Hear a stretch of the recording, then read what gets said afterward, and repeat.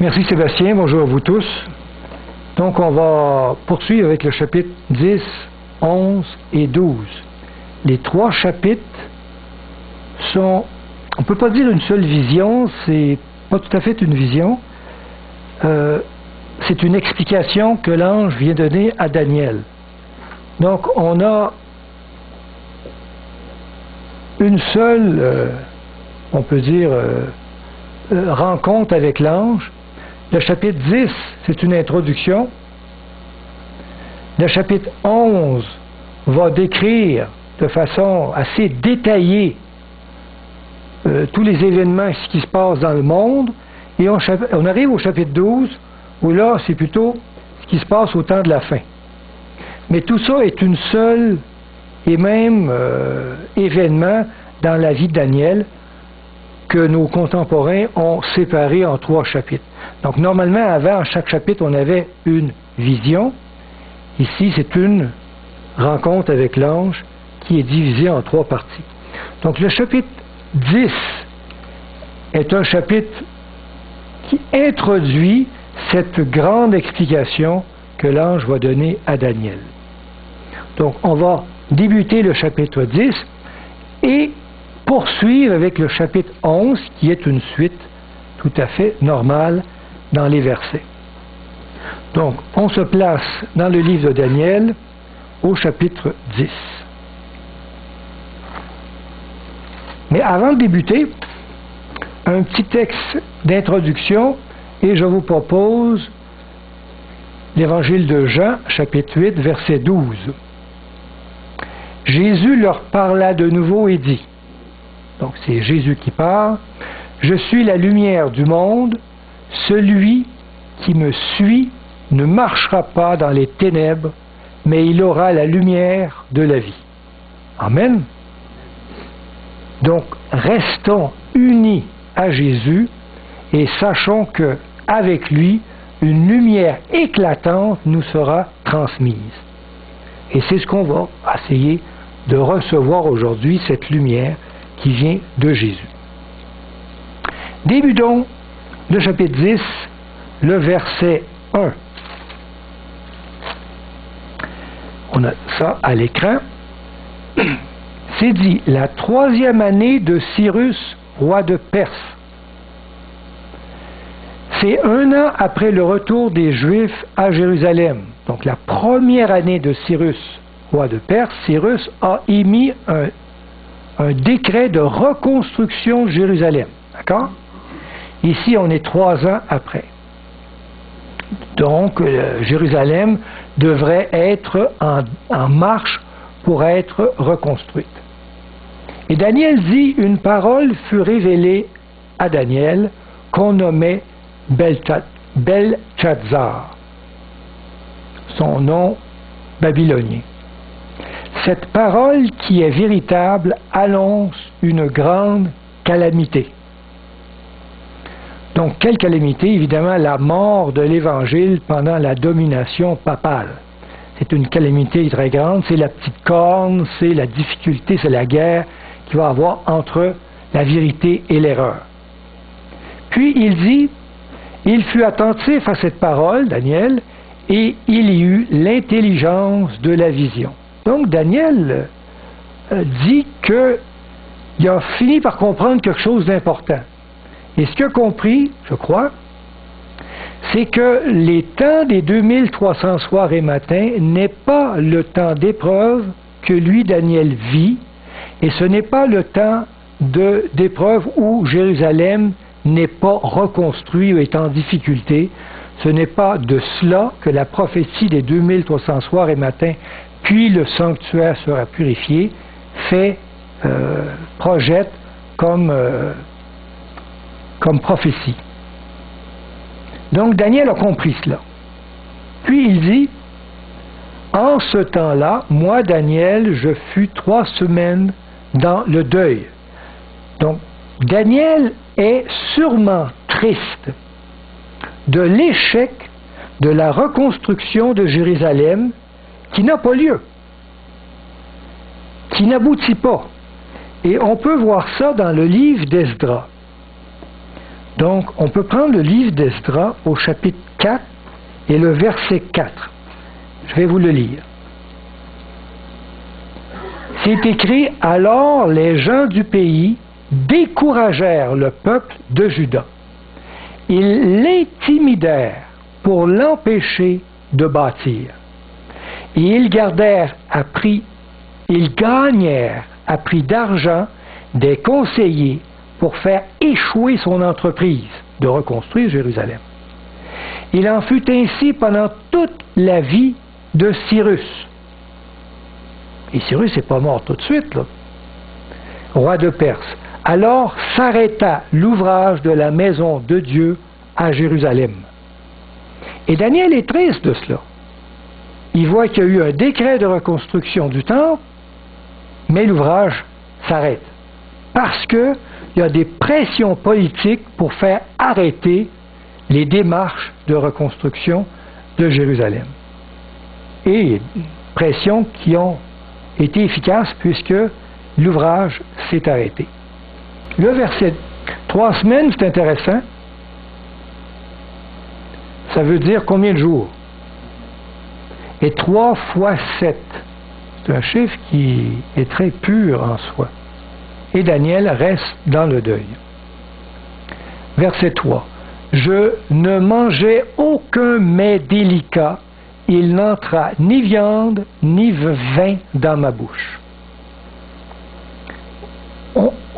On ressort encore l'efficacité de la combinaison jeûne et prière. On dirait que cette combinaison-là est un truc pour les gens de la fin d'avoir une intimité avec Dieu plus efficace, plus grande. Et je me oignis point, on croit qu'il soignit de parfum dans ce temps-là, jusqu'à ce que les 3 semaines fussent accomplies. Donc, au bout des 3 semaines, il va se passer quelque chose. Il dit au verset 4, « Le 24e jour du premier mois, c'est le premier mois babylonien. Et le premier mois chez les Babyloniens, c'est le 7e mois chez les Juifs. Donc, après les réjouissances du mois de la fête des tabernacles. Ce mois comprend la cérémonie de la purification du sanctuaire. Donc, pour les Juifs, c'est un mois de festivité juive, comme pour nous, le temps des fêtes. À Noël, le jour de l'an, c'est un peu pareil pour les Juifs. Donc, il dit, après ce temps-là, j'étais au bord du grand fleuve qui est Hidékel, aujourd'hui le Tigre. Il était au bord de ce fleuve-là. Je levai les yeux, je regardais, et voici, il y avait un homme vêtu de lin, ayant sur les reins une ceinture d'or du phase. Intéressant ici, l'habit de lin de cette personne représente exactement l'habit que porte le grand sacrificateur lors du jour de la purification du sanctuaire. Donc, cette vision que voit Daniel porte ses yeux à cette cérémonie-là, puis d'ailleurs, il vient de fêter les festivités de ce temps de purification du sanctuaire. Évidemment, le sanctuaire n'est plus là, il n'y a pas exactement, la cérémonie ne se fait plus, mais dans sa tête, il a les yeux fixés sur cet événement-là. Et qui est ce personnage? On va l'écrire au verset 6. Le verset 6. Son corps était comme de chrysolite. Chrysolite, c'est une couleur jaune or. Son corps brillait comme de l'or. Son visage brillait comme l'éclair. Ses yeux étaient comme des flammes de feu. Ses bras et ses pieds ressemblaient à de l'airain poli. Et le son de sa voix était comme le bruit d'une multitude. Description étonnante qui fait frémir Daniel d'ailleurs. Donc Daniel voit Jésus, notre grand sacrificateur, dans le sanctuaire céleste, prêt à officier pour le grand jour de la purification du sanctuaire. Intéressant, donc, ses yeux sont portés sur cet événement-là. Ce qui est intéressant de voir aussi, c'est que Jean, quand il écrit le livre de l'Apocalypse, voit en vision Jésus, et il décrit de la même manière, ou presque. On voit ça dans Apocalypse 1:13. Il dit, Jean, quelqu'un qui ressemblait à un fils d'homme était devant lui, vêtu d'une robe longue, ayant une ceinture d'or sur la poitrine, comme Daniel l'a vu. Ses yeux étaient comme une flamme de feu, comme Daniel l'a vu. Ses pieds étaient semblables à de l'airain ardent, comme Daniel l'a vu. Et sa voix était comme le bruit de grandes eaux, la même voix que Daniel a entendue. Son visage était comme le soleil lorsqu'il brille dans toute sa force. Vraiment, c'est la même description. Et on voit bien que c'est le personnage de Jésus qui est vu ici, dans ce ministère. Verset 7. Moi, Daniel, je vis seul la vision.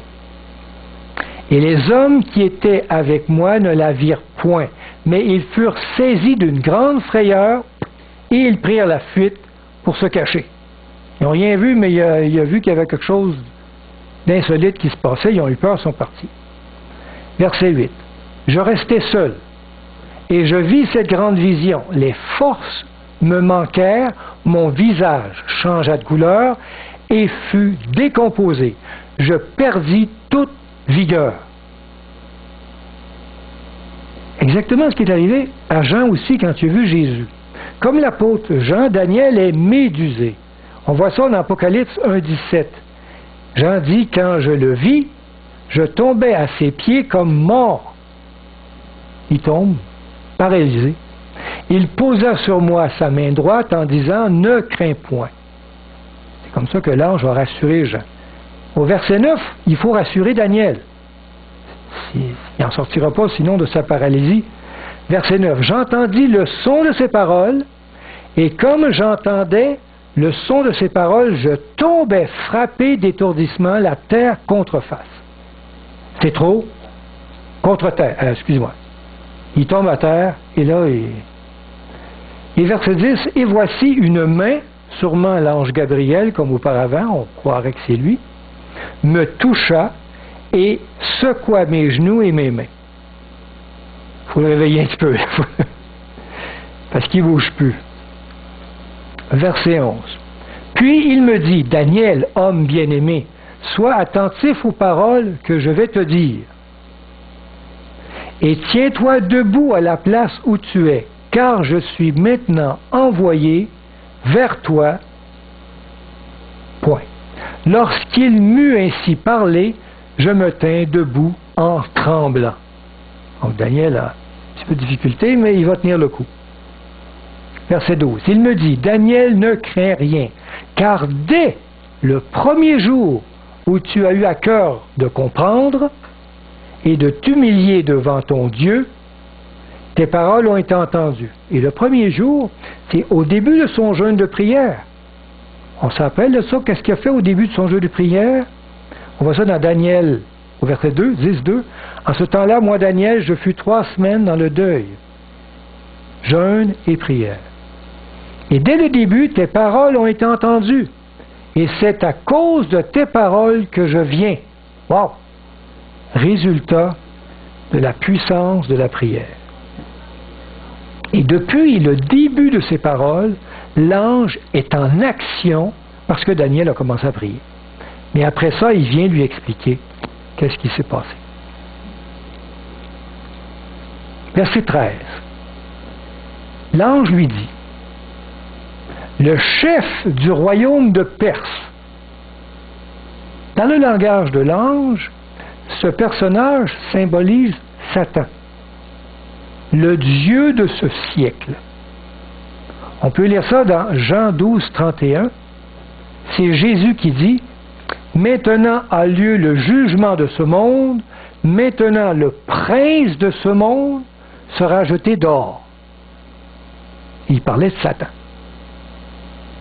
celui qui est le Dieu de ce siècle. Et l'ange dit, le chef du royaume de Perse m'a résisté. Mais c'est une bataille spirituelle qui se passe ici. Vous savez, dans la conscience, il y a toujours une petite voix qui dit, tu devrais faire ça, non, tu devrais faire ci, non, tu devrais faire ça. Alors il y a comme un combat spirituel dans la tête. Et il dit ici, le chef du royaume de Perse, Satan, m'a résisté 21 jours, 3 semaines de prière, de jeûne. Exactement le 21 jours de jeûne. Mais voici, Michael, il parle de Jésus, c'est le nom pour l'ange qui représente Jésus, l'un des principaux chefs, mieux traduit par le premier prince. On peut lire aussi dans Daniel 8, 25, c'était dit le chef des chefs, toujours Jésus, dit de façon différente, est venu à mon secours. Donc, quand Gabriel, l'ange, essaie, en combattant avec Satan, de faire en sorte que la reconstruction de Jérusalem se poursuive, et qui n'aboutit pas, il fait venir qui? Jésus lui-même. Et Jésus vient. Il dit, il est venu à mon secours pour combattre contre Satan. Et je suis demeuré là auprès des rois de Perse. Il est demeuré en guerre contre Satan et ses anges déchus. On peut croire que Satan pressait le roi Darius d'annuler le décret en faveur des Juifs. Vous savez que Cyrus a émis un décret? Cyrus était le gendre de Darius. Mais Darius, lui qui régnait à Babylone, était-tu content que son gendre il a fait passer un décret de reconstruction pour les Juifs d'un temple? Peut-être pas. Alors, Darius, il aurait très bien pu annuler ce décret-là. Mais vous savez, dans l'histoire, Darius a confirmé le décret. Et l'ange combattait pour pas que Darius l'annule. C'est ce qu'on peut croire.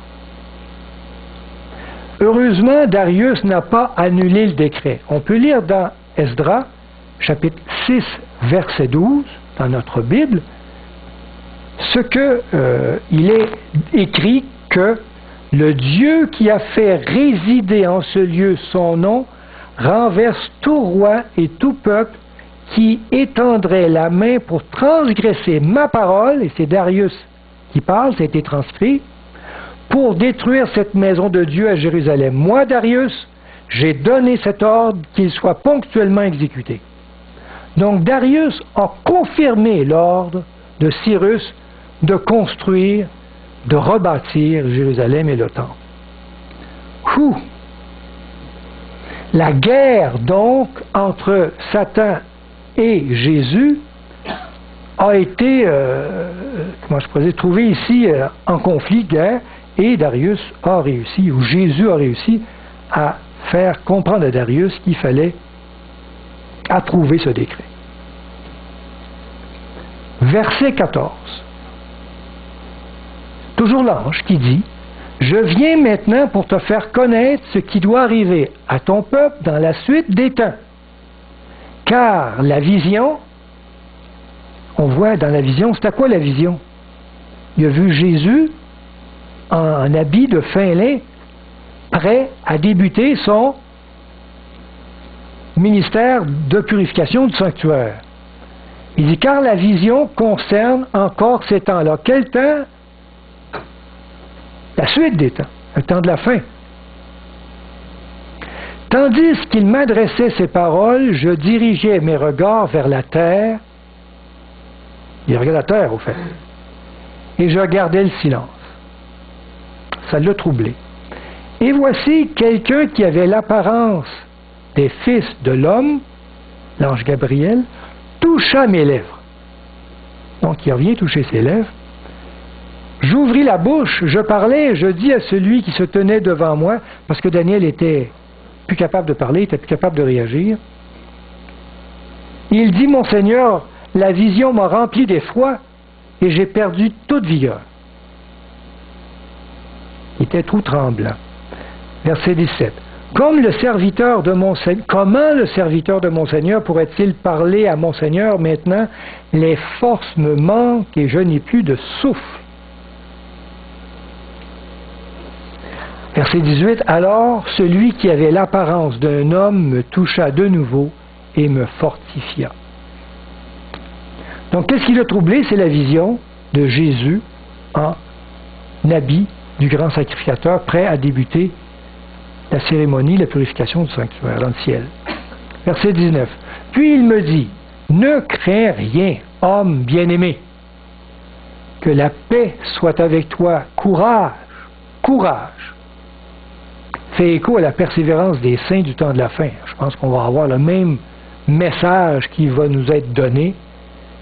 Tombez pas, courage, courage, relevez-vous, je suis avec vous et je vous tiens.